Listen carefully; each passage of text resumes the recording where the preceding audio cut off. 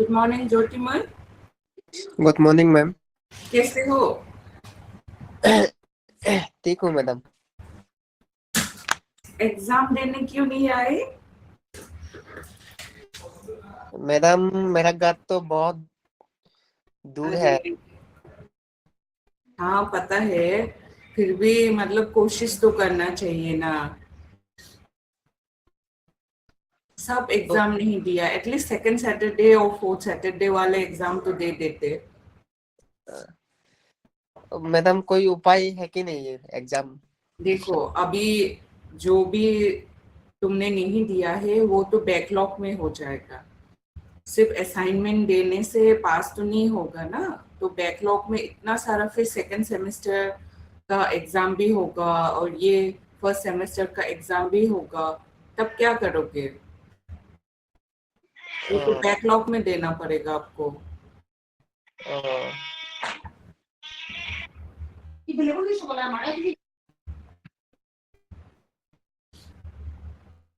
अ, अच्छा।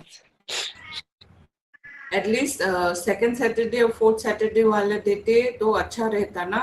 एटलीस्ट दो दो सब्जेक्ट ऐसा कम हो जाता।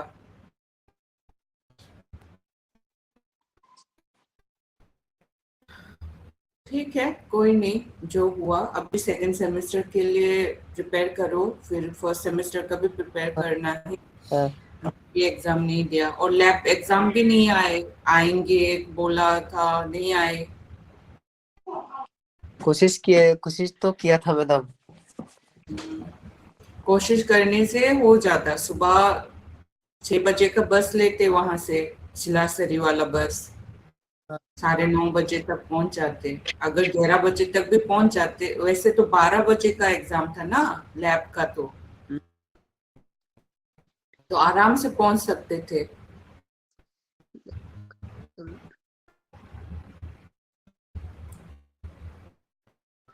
ठीक है। आज हम क्या बोलेंगे, और एक ज्वाइन नहीं किया अभी तक, उसके लिए 5 मिनट वेट करते हैं। सित्तू नामा ने सब एग्जाम दिया है क्या? क्या? सित्तू नामा एग्जाम दिया कि नहीं दिया सब? हाँ दिया। क्यों नहीं दिया होगा, वो सारा एग्जाम दिया। मैं तो तुम्हारे लिए वेट किया, आए भी नहीं। एडमिट कार्ड भी प्रिंट करके रख दिया।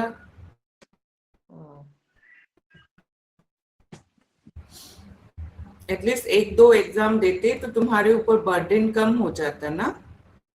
और इतना डिफिकल्ट भी नहीं था एग्जाम।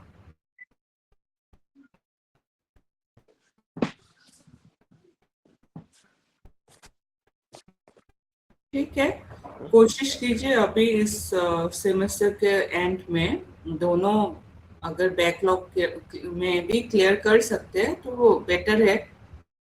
हम्म।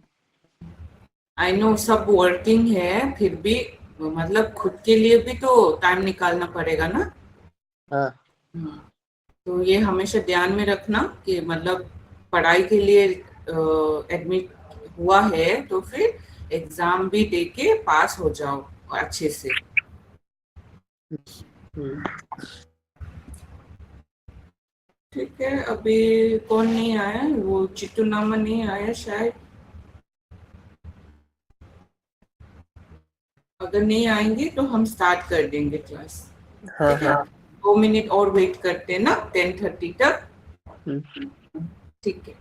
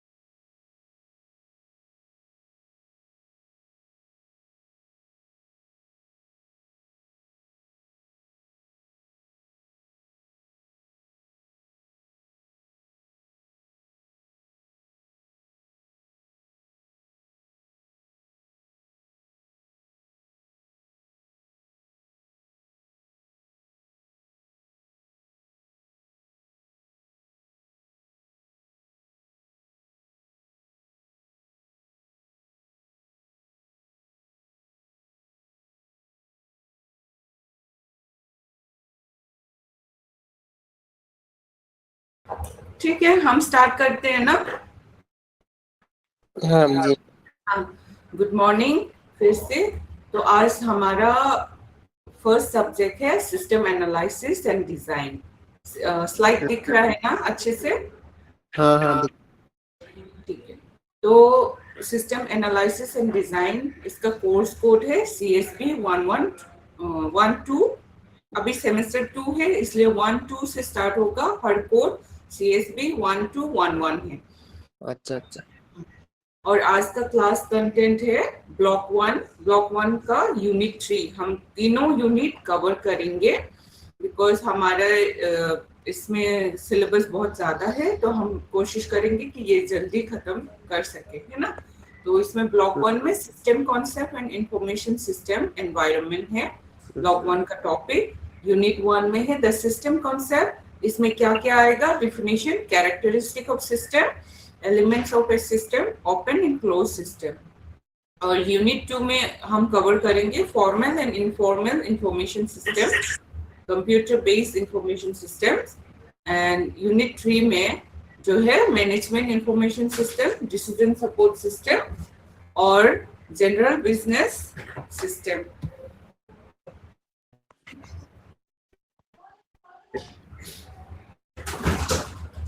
तो इसमें और भी है interpersonal communicational system. So next हम जाते हैं ऑब्जेक्टिव। ऑब्जेक्टिव में क्या क्या इंक्लूड होगा, मतलब हम इस स्लाइड्स को कंप्लीट करने के बाद क्या हम सीखेंगे इसमें?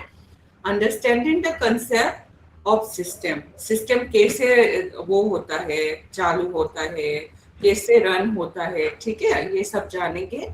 Identify elements and characteristic of system, differentiate open and closed system, explain formal and informal information system, understand computer-based information system, learn about MIS and DSS, understand communication and business knowledge in the organization. Next, Unit 1 में हम first जो क्या है पहले जानते हैं, introduction of system. System क्या होता है?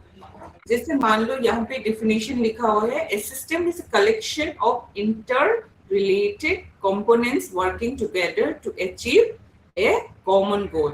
जैसे हमारा शरीर, यहाँ पे एग्जांपल हमने दिया human body, computer system, banking system, education system, सबका एक अलग अलग गोल होता है ना।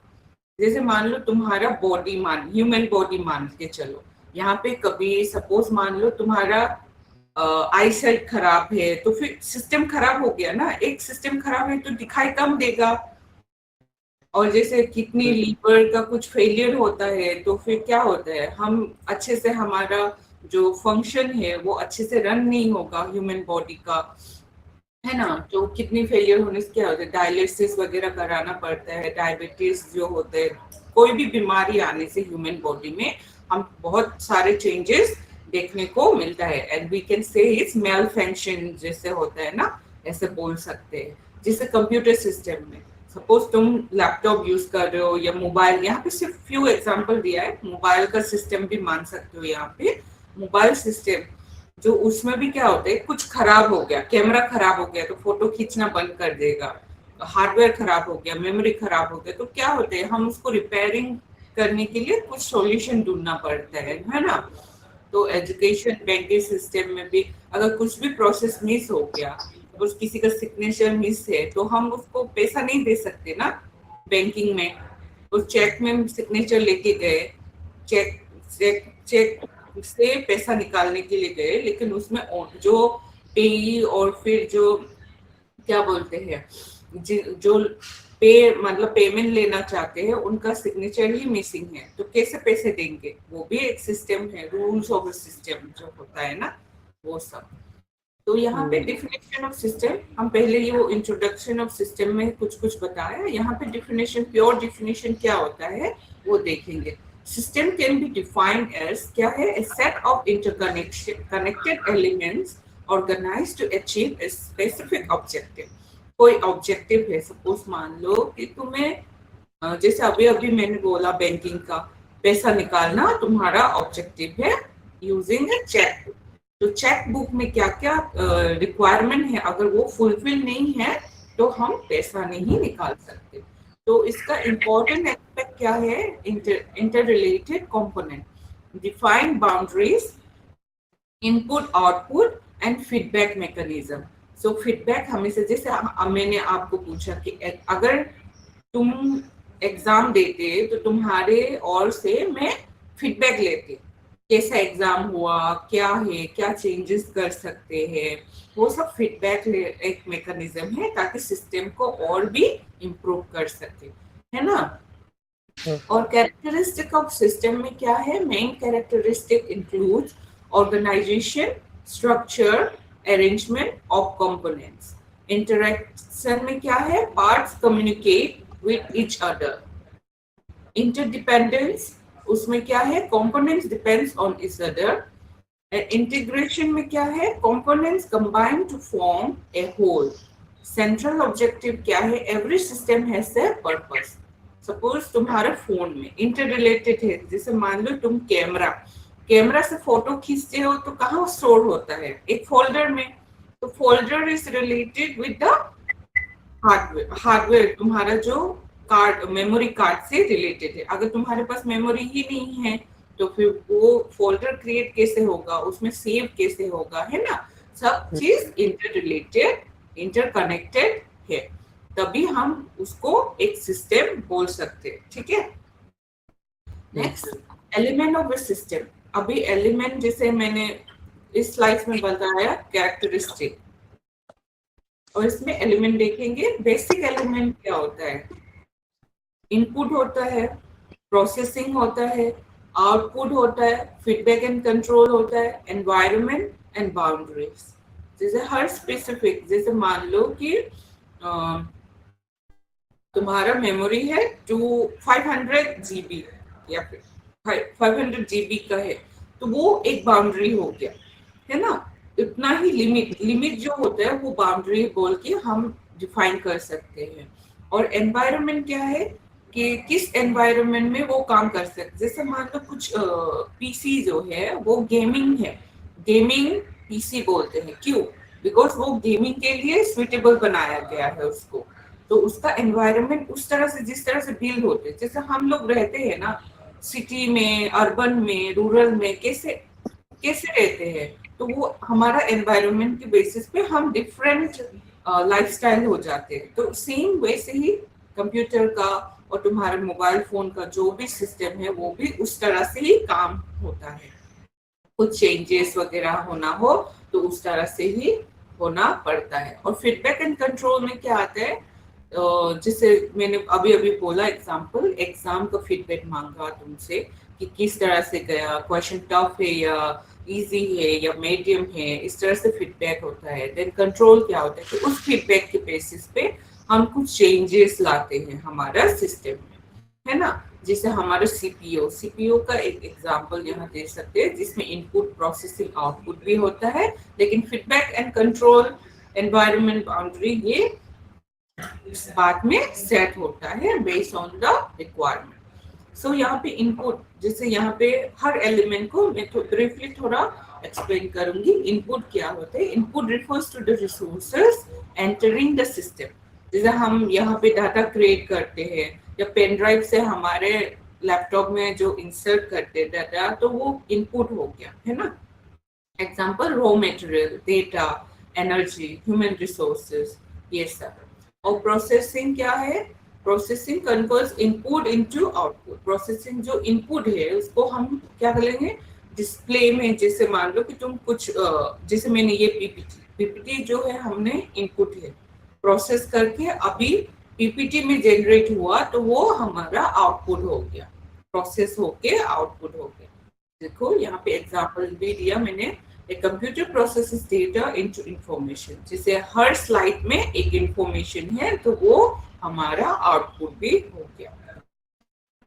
नेक्स्ट कंटिन्यू करते हैं, output. Output is the final result produced by the system. जैसे मैंने अभी अभी बोला, प्रोडक्ट, सर्विस, इंफॉर्मेशन और रिपोर्ट जो है वो हमारा आउटपुट का एग्जांपल है। फीडबैक एंड कंट्रोल, फीडबैक क्या है, information return to adjust system performance. Control क्या है? Ensure the system operates according to objectives. Example, quality control in the production.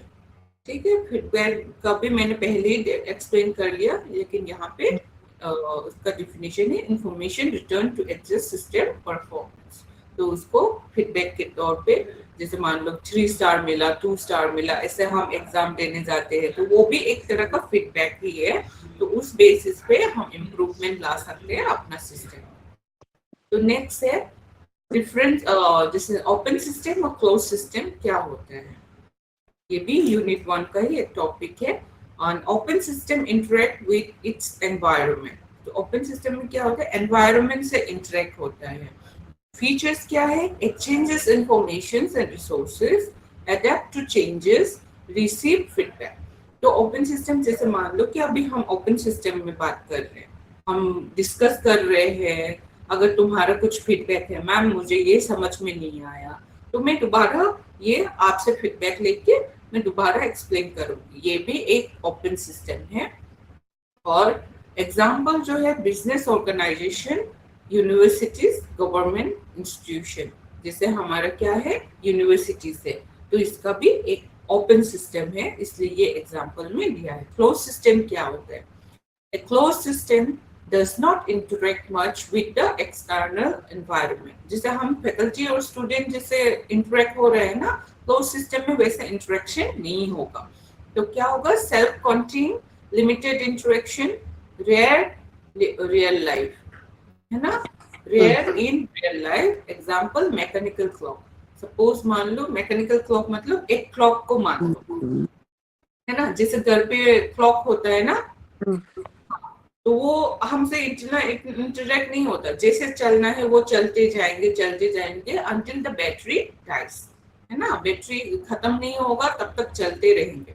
तो ये एक तरह का एग्जाम्पल है क्लोज सिस्टम। ठीक है, हाँ, यहाँ पे थोड़ा बहुत डिफरेंसेस देखेंगे between open and close system में।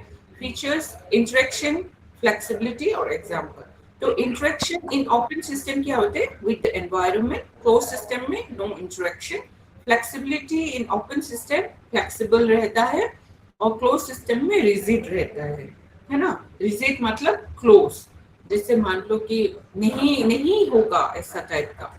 और एग्जाम्पल क्या है? Business organisation in open system, और यूनिवर्सिटी भी ले सकते हैं, यहाँ पे मैंने एक एक बताया। और यहाँ पे क्लोज सिस्टम में मैकेनिकल वर्क।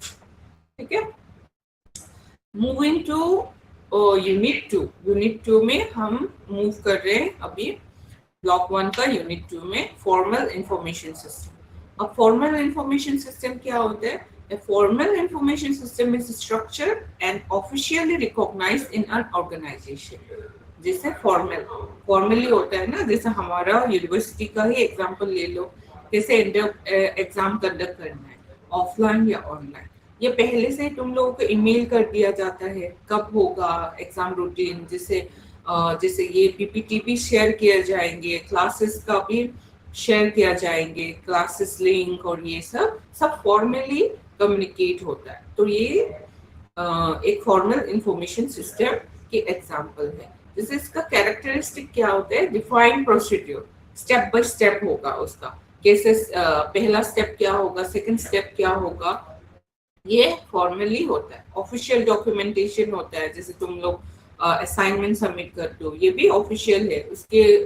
उसके अलावा क्या होता है कि हम जो फैकल्टी है वो चेक करेंगे, चेक करने के बाद उसका मार्क इनपुट करेंगे, ये ऑफिशियल डॉक्यूमेंटेशन में आता है। और स्ट्रक्चर कम्युनिकेशन होता है, जैसे मैंने ईमेल के बारे में बताया कि ईमेल के थ्रू सब कम्युनिकेशन होता है, तो ये स्ट्रक्चर कम्युनिकेशन में आता है। Example, payroll system, accounting system, inventory system, ये सब भी एक फॉर्मल इंफॉर्मेशन सिस्टम का फ्यू एग्जाम्पल्स है।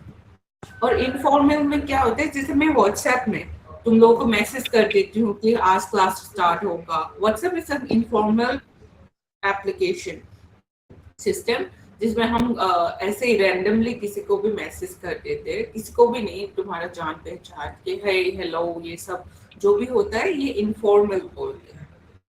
जैसे an informal information system develops naturally among employees, जैसे मैंने आज सुबह मैसेज कर दिया कि आज से तुम लोगों का क्लास स्टार्ट होगा, ये इनफॉर्मल इंफॉर्मेशन, ठीक है। और फीचर्स क्या, not officially documented, based on social interaction. WhatsApp से कर रहे हैं या फेसबुक से कर रहे हैं, वो सोशल इंटरेक्शन हो गया, फर्स्ट कम्युनिकेशन होता है। जैसे मैंने तुरंत ही मैसेज किया, तुमने रिप्लाई दे दिया, तो क्या हो गया, फर्स्ट कम्युनिकेशन हो गया ना। एग्जांपल वर्क प्लेस डिस्कशन, जिसे एग्जांपल मैंने already social network amount. Next इसमें बेसिक थोड़ा और देखेंगे differences between formal and informal, formal system and informal system में। जैसे फॉर्मल सिस्टम क्या होता है, ऑफिशियल होता है, स्ट्रक्चर होता है, डॉक्यूमेंटेड होता है, स्लो कम्युनिकेशन होता है। और informal unofficial, flexible, not documented, and first communication, ये याद रखना है। और कंप्यूटर बेस्ड इंफॉर्मेशन सिस्टम, जैसे कंप्यूटर बेस में जैसे हार्डवेयर, सॉफ्टवेयर, डाटाबेस, ये सब कंपोनेंट यूज होता है, पीपल, प्रोसीजर। तो यहाँ पे क्या होता है, computer based system information system में यूजेस कंप्यूटर के बेस पे होगा। यहाँ पे ऑलरेडी मेंशन है कंप्यूटर बेस, तो ये हमेशा कंप्यूटर से यूज होगा to collect, process, store and distribute information. ये हमेशा कंप्यूटर बेस में कंप्यूटर यूज होता है क्या करने के लिए, to collect the information, to process the information, store, distribute the information। जैसे हम SLM डिस्ट्रीब्यूट कर रहे हैं, ये सब क्या होता है, कंप्यूटर बेस, थ्रू ईमेल। और जैसे हम अभी क्लास ले रहे हैं, ये भी कंप्यूटर बेस है, because we are using the laptop to present our class presentation, है ना। और benefits of computer based information system क्या है, एडवांटेज क्या है इसका। फर्स्ट, डेटा प्रोसेसिंग होता है, इम्प्रूव एक्यूरेसी होता है, बेटर डिसीजन मेकिंग होता है, डेटा स्टोरेज कैपेबिलिटी, जैसे स्टोरेज कंप्यूटर बेस है तो उसमें स्टोरेज ज्यादा होगा, मोबाइल से तो ज्यादा ही है। Data storage capability, automation of task, जैसे मान लो हम टाइमर सेट कर दिया तुम लोग का क्लास के लिए 10 to 11, तो ये भी ऑटोमेशन ऑफ टास्क में आएंगे। एग्जांपल ऑनलाइन बैंकिंग भी एक कंप्यूटर बेस्ड इंफॉर्मेशन सिस्टम है।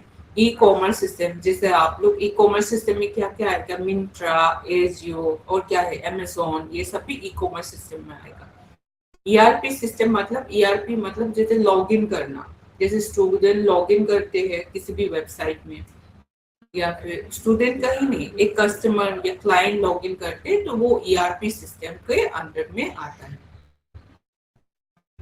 तो moving on to unit 3, unit 3 में क्या है, मैनेजमेंट इंफॉर्मेशन सिस्टम। हम इस स्लाइड में ब्रीफली डिस्कस कर रहे हैं, क्योंकि ये सब जो इम्पोर्टेंट पार्ट है ना हर यूनिट का, वही इस स्लाइड में डिस्कस कर रहे हैं। तो ये स्लाइड को फॉलो करो, और इस सिर्फ यही नहीं, जो बेसिक ब्रीफिंग और डिटेल में SLM देख के पढ़ाई करना है।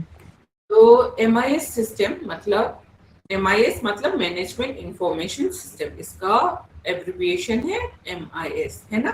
MIS is a system that provide information to managers for planning, controlling and decision making। मतलब मैनेजमेंट को कैसे, मैनेजमेंट इंफॉर्मेशन सिस्टम मतलब क्या है, जो भी तुम इंफॉर्मेशन है उसको कैसे मैनेज कर रहे हो इन द ऑफिस। जैसे तुम तो ऑफिस में काम करते हो, तो तुम डेटाबेस जो है तुम्हारा इंफॉर्मेशन है, उसको कैसे मैनेज करते हो, वो सब इसमें आएगा मैनेजमेंट इंफॉर्मेशन सिस्टम के अंदर। Planning, controlling and decision making, जितना भी इंफॉर्मेशन आएगा उसके बेसिस पे आप डिसीजन मेकिंग करोगे, कंट्रोल करोगे, और उसकी बेसिस पे आप प्लान करोगे, है ना। तो पर्पस क्या है, support managerial activities, improve organisational efficiency. Example क्या है, सेल्स रिपोर्ट फॉर मैनेजमेंट। और भी आ सकते हैं यहाँ पे, construction of road, highway construction का भी एक वो है, डेटा है, रिपोर्ट है, तो उसके बेसिस पे किस तरह से हाईवे बन रहा है। जैसे फॉर एग्जांपल वही देंगे अभी जो रिसेंटली त्रिपुरा में चल रहे हैं, तो हाईवे कंस्ट्रक्शन के बेसिस पे रिपोर्ट, उसको कैसे मैनेज करोगे, वो सब। कैरेक्टरिस्टिक ऑफ MIS क्या है, management oriented, integrated system, uses database, produce summarized report, help in decision making। ये याद रखना है। और डिसीजन सपोर्ट सिस्टम, इसका एब्रिविएशन है DSS, डिसीजन सपोर्ट सिस्टम। तो a decision support system helps manager make complex decision. जैसे मान लो तुम्हारे पास रिपोर्ट आएगा, ये को रिलेटेड है, management information system and decision support system. तो तुम्हारे पास जितना इंफॉर्मेशन आएगा उस बेसिस पे तुम क्या करोगे, डिसीजन मेक करोगे। तो फीचर्स क्या है इसका, इंटरेक्टिव डेटा एनालिसिस टूल होना चाहिए आपके पास, मॉडल एंड सिमुलेशन। एग्जाम्पल क्या है, financial forecasting system, risk analysis. अगर मान लो तुम्हारे पास इंफॉर्मेशन आ गया तो उसके बेसिस पे तुम प्लानिंग करोगे, कंट्रोल करोगे एंड डिसीजन मेकिंग करोगे। तो उस डिसीजन को सपोर्ट करने के लिए क्या क्या चाहिए हमें, डेटा एनालिसिस टूल चाहिए, मॉडल एंड सिमुलेशन चाहिए और इंटरेक्शन चाहिए, जैसे मीटिंग हो गया बिटवीन द इंजीनियर्स। तो ये इंटरेक्शंस हो गया, इंटरेक्शन के बेसिस पे डिसीजन मेकिंग कर सकते हैं। तो difference between MIS and DSS में क्या है, फ्यू डिफरेंसेस है यहाँ पे। MIS रूटीन डिसीजन होता है, स्ट्रक्चर रिपोर्ट्स होता है, यूज बाय मिडल मैनेजर होता है। एंड DSS में क्या है, डिसीजन सपोर्ट सिस्टम में कॉम्प्लेक्स डिसीजन होते हैं, एनालिटिकल टूल्स चाहिए होता है and use by top managers होता है ना, use by middle manager in MIS and use by top manager in DSS। And decision support system में I think this is repeated slides. General business knowledge, इसमें क्या है, manager must understand business knowledge. क्या होता है, manager को समझना चाहिए क्या क्या बिजनेस ऑपरेशन कैसे होता है, मार्केट ट्रेंड क्या है, ऑर्गेनाइजेशनल स्ट्रक्चर क्या है, फाइनेंस एंड मार्केटिंग कैसे चल रहे हैं, business strategies. This knowledge helps in effective decision making. अगर इसका जनरल बिजनेस नॉलेज अगर किसी के पास नहीं होगा तो डिसीजन मेकिंग करने में हम रॉन्ग डिसीजन ले सकते हैं, है ना। जैसे मान लो कि तुम्हारा फैमिली में अगर तुम्हें नॉलेज नहीं है मार्केट प्राइस क्या है, आलू का दाम क्या है मार्केट में, सपोज तुम मार्केट करने जाते हो, basic example, real life example दे रही हूँ। अगर तुम मार्केट करने जाते हो, आप कभी भी मार्केट में नहीं गए हो, फर्स्ट टाइम जा रहे हो, तो आपको जो बेचने वाला है, बिक्री करने वाला बोलता है आलू का दाम 80 रुपए है, तो आप वही मान के चलोगे, because you don't have any knowledge. आपके पास और नॉलेज ही नहीं है कि आलू का दाम मार्केट में कितना चल रहा है, तो आपको लूट लेगा, है ना। ये बेसिक रियल लाइफ का एग्जांपल दे रही हूँ। तो जनरल हमारे पास नॉलेज होना चाहिए ताकि हम decision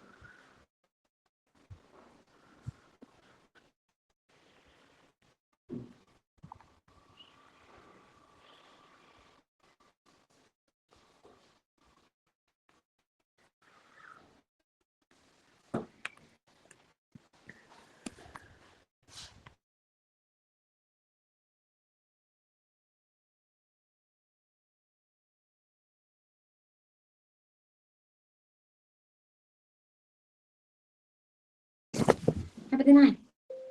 Nhìn đây. Apa thế? Apa thế này? Nói anh này. Suvi ni ha. Ika isa. 너 햄매 무노항네. 바짜네 간데 올라지 뭐. Muko ta. Kimi? 바짜네 간데 올라지 대봐. Terus kudu ba dinai. 올라지 돼. Mo ko na mo. 에스딘 에스. Mo hango tin no. 하나는 봐야지 사하나.